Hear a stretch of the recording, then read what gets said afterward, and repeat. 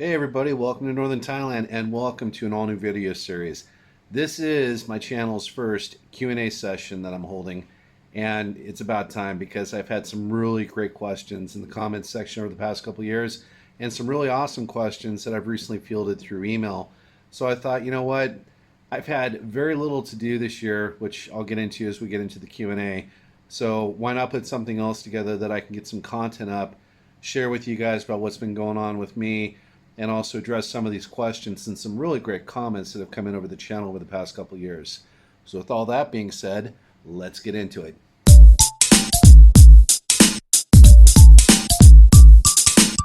This is going to be really rough going. I mean, I've never done a Q&A like this. It's not a whole lot different from my other videos, or in this whether it was the Worm Bin Weekend videos or my regular gardening videos. You know, this is just going to be me basically going through some of the top, 5 to 6 questions. If you guys like this format, maybe it's something I'll do on like a weekly or a monthly basis, but for right now, I'm just wanting to see how you guys enjoy this content, if it makes any sense for the channel. Maybe I'll end up doing these again. But first and foremost, question number 1, where are you and how are you doing? I'm here, I'm fine, everything's good, except now, in addition to having waited for months for the air to finally clear, we've had an outbreak of dengue fever hit our area of the country here really, really badly. It's in an epidemic form right now, meaning that for at least 4 to 8 weeks, we've had over 100 people infected on a daily basis. And it's starting to kind of lessen up a little bit day by day, but the numbers are still somewhere in the area of about 80 to 110 people a day getting infected. Since the beginning of the year, there's been quite a few thousand people countrywide that have, well, especially up here in the north, that have recovered, thankfully. Here in my province, nobody has died, but in some of the other provinces not too far away, some have. Dengue fever, for those of you who don't know, it's an extremely serious mosquito-borne disease. It has 4 different serotypes, the virus does, and one of those is equivalent to Ebola, where you literally just bleed out and die. It's extremely serious. They call it bone break fever, and with good reason. I have a couple friends who have gotten it this year, the dengue fever virus, and one of my friends said it was so painful I couldn't even pick up a glass of water. My hands hurt so bad I couldn't grip the glass. So it's not something to mess around with. Translation, I've been staying safe inside. It's the best you can do until everything clears up. And for right now, yeah, there's not a whole lot going on in the garden. It's had me very disappointed. 2023 has really been a lost year for me. Curious as to where you are in northern Thailand. I've had this one asked a lot. I live in a province called Chiang Rai. Chiang Rai is the northernmost province here in Thailand. It's about 200 kilometers south of Yunnan province in China. So we're way, way up in the north. This question here comes from my channel. It's kind of a summary, and I'm sorry that I didn't put the specific subscriber up who asked it, but basically the question was, have you come up with a recipe yet for making your own chitosan? The answer is no, I have not done that yet. However, I am working on the process by which I'm going to eventually make it with. And what I mean by that is, right now I'm looking at a couple different variations of lactobacillus, LAB, lactic acid bacteria, which is actually hopefully going to turn out to be a video in and of itself.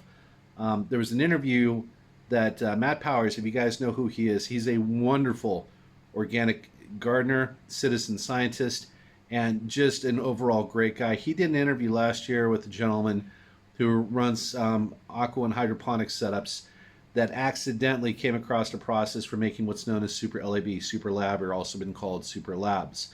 I am in the process right now of playing with that, in addition to how I eventually want to use it for extracting chitosan from hard-shelled materials. So that is in the works. I am definitely wanting to come up with a green process that'll make that happen, but it's still in development, and I don't want to I don't want to reveal anything too early, because honestly, until I've had a chance to use it, I don't want to go floating it out there for you to use. If something was to burn a plant or a tree, I'd rather it happen to me first than you, because I prematurely let that stuff out. But right now I am in the works of working on something like that. Has your position on biochar changed since your first video? No, it has not. I still think it has its worth. What I will say is that for soil like mine, which is heavy compacted clay, I don't think it provides as much benefit as it would in a more sandy type of soil situation like what David the Good has down in in Florida and Alabama, wherever he is at this point. I know he's had sandy soil in both those locations. The reason is because the one thing that the biochar definitely does is it retains water very, very well. The concern I have with it in excessive quantities in a particular volume or a particular area of soil is that the research that was done back in 2014 still seems to have held true. It has this capacity to interrupt the communications between the biochar and the symbiosis of the, like for instance, mycorrhiza fungi and a plant. I rely primarily on mycorrhiza, and the reason is because, especially in drought-like situations, which my area of the world is possibly going to be looking at in an extreme case in the next couple of years because of the El Nino system, my whole thing is wanting to do all I can to protect my plants, because we either have feast or famine. We have either a lot of rain, which right now it's raining really heavy, thank goodness, but then we will go through periods of time, and I'm talking as long as 6 to 8 months, where we have nothing. It's extremely dry, it's extremely hot. Mycorrhiza, as compared in contrast to biochar, has proven to be more drought resistant and helpful to its plants and its trees in drought situations than biochar has. That being said, the small amount that I use, like for instance the nutrient channels that I set up for the trees that I've grown, I think works perfect. I think it does well for being able to sequester, if you will, heavy metal contamination. But I still am concerned about it in heavy clay soil, possibly interrupting those communication lines between mycorrhiza and the plant, where, as was discussed in that video if you saw, it snips the communications lines, and then all of a sudden your mycorrhiza goes from being a symbiont to a pathogen, meaning it's going to the plant and now it's saying, hey, give me all you got. Give me all the, give me all the sugars you've got, give me everything. And the plant, the mycorrhiza really is not needing that, but the communications line's been snipped from the biochar, so the plant or the tree's like, okay, here you go, and before you know it, you have an unhealthy plant because the mycorrhiza is just out of control and it's asking for more than the plant actually needs to give it, and it's not getting nearly as much in return through that symbiosis, that exchange. So that still is a big concern for me. With regards to using it in heavy clay soil. But that being said, if you have situations where you've been using it and using it successfully, definitely share in the comments below. And last question for this session, and I can probably do a whole complete video. In fact, I probably will eventually do a whole complete video on this one question alone. Have you heard of electroculture, and what are your thoughts? Okay. If you've been on YouTube over the past few months, and I would say definitely over the past 2 or 3 months, you probably have seen a lot of videos coming out from everybody from David the Good to Mike Gardner and other people that I've never even heard of or seen of before talking about electroculture. Is it something worth investigating? Definitely. Do I think that it's going to be something that I'm going to implement? Not right away. Why? Because I honestly don't know anything about it. Just like every organic technique, I mean, if it wasn't for organics, none of us would be doing the things that we're doing. If you have any interest in the things I do on my channel, you have an interest in everything from just plain old-fashioned organics to natural farming. Electroculture has the potential to definitely be something that's usable in that suite of know-how for somebody's garden, farm, or even orchard. Now, what are some of my concerns about it initially in the going here, if I have any at all? Let me back up for a minute. What is electroculture? Electroculture essentially is harnessing the atmospheric energy from the air, bringing it down through almost like a Fibonacci type of spiral that almost looks like something from Nikola Tesla's type antennas when he was harnessing electricity, DC electricity, and putting that electricity, that energy, into the ground and into the soil.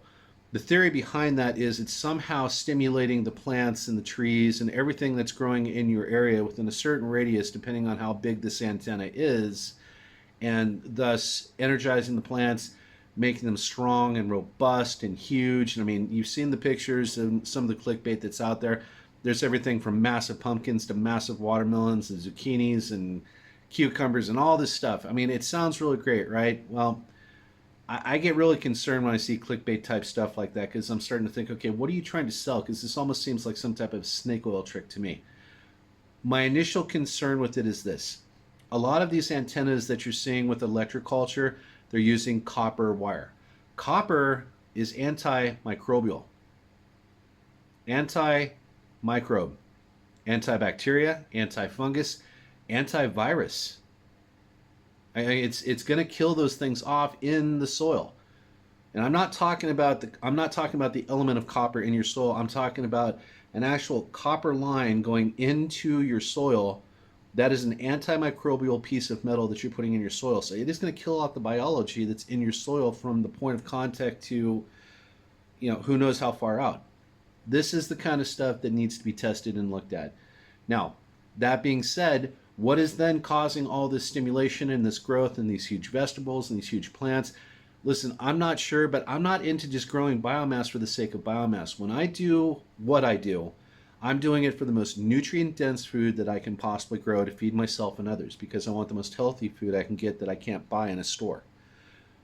Is that what's happening with electroculture? Or is electroculture somehow stimulating the genetics of plants and the fruits that they bear to somehow be bigger than normal because of the electricity that's being put in the ground?